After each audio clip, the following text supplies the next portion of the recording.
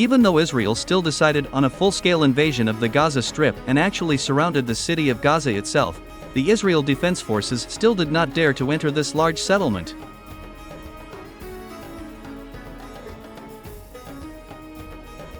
Moreover, throughout the entire time, Israeli soldiers moved mainly through desert areas, fearing the entrance to large Palestinian settlements.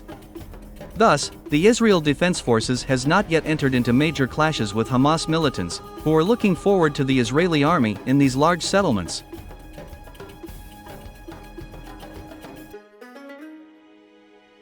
However, thanks to the network of underground tunnels, Hamas militants still managed to inflict tangible blows on the Israeli army, disabling heavy equipment and enemy manpower. Despite the fact that Hamas regularly publishes videos with destroyed Israeli tanks and manpower, representatives of the Israel Defense Forces claim that the losses of the Israeli army are minimal. Of course, in such conditions, it is not possible to confirm or deny the true losses of the parties, since Israel and Hamas are trying to keep silent about their own losses, while simultaneously increasing the figures of enemy losses. However, even taking into account the numerous videos on the web, it can be concluded that the Israel Defense Forces are suffering significant losses both in manpower and heavy equipment.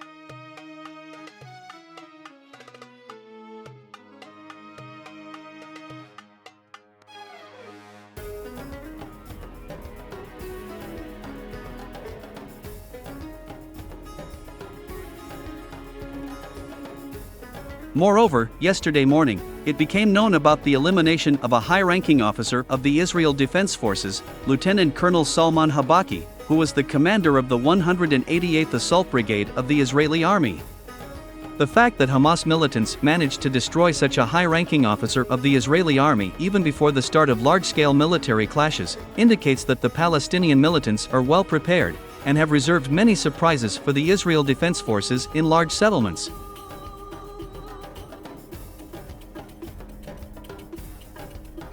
Watching the advancement of Israeli soldiers, the tactics of the Israeli military leadership become clear. They want to completely surround the city of Gaza, also taking control of the entire coastal strip. However, sooner or later, the Israel Defense Forces will still have to enter this large settlement. And this moment will be considered the culmination of the entire current conflict.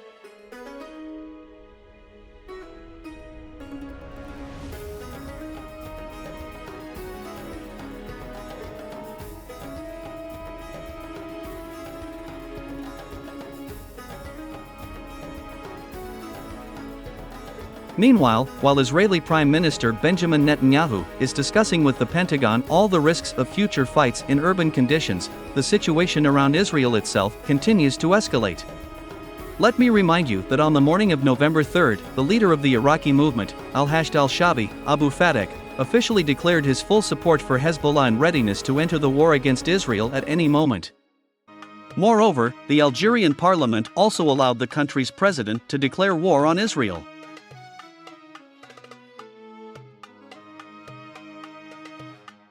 In addition to this, Bahrain, which was considered the most loyal country to Israel in the region, broke off diplomatic and economic relations with Tel Aviv.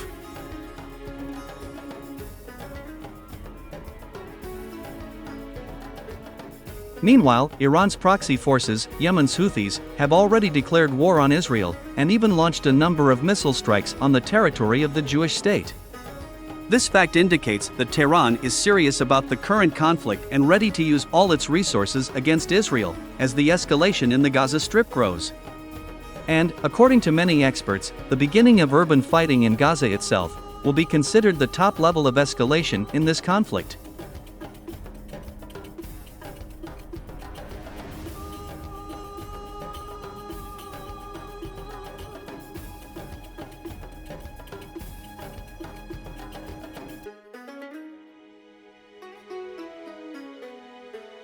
Meanwhile, Russia has dealt another crushing blow to Israel and its only ally, the United States.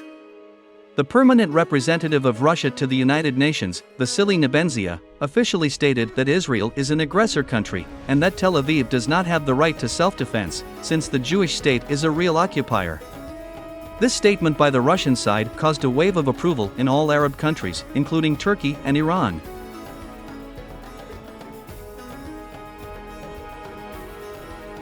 Thus, Russia has made it clear that it does not support Israel's harsh actions towards the Palestinian people. The fact that Russia will continue to instill confidence in the Arab countries in their fight against Israel is beyond anyone's doubt.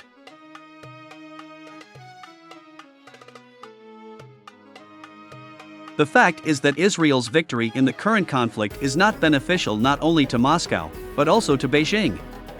If Tel Aviv wins, it will show the countries of the global south that the globalists are still strong, and that they can prolong the life of the unipolar world. Therefore, I am absolutely sure that Vladimir Putin will do everything possible to ensure that Israel and the United States will plunge into this conflict for many years, completely clearing a path for a multipolar world.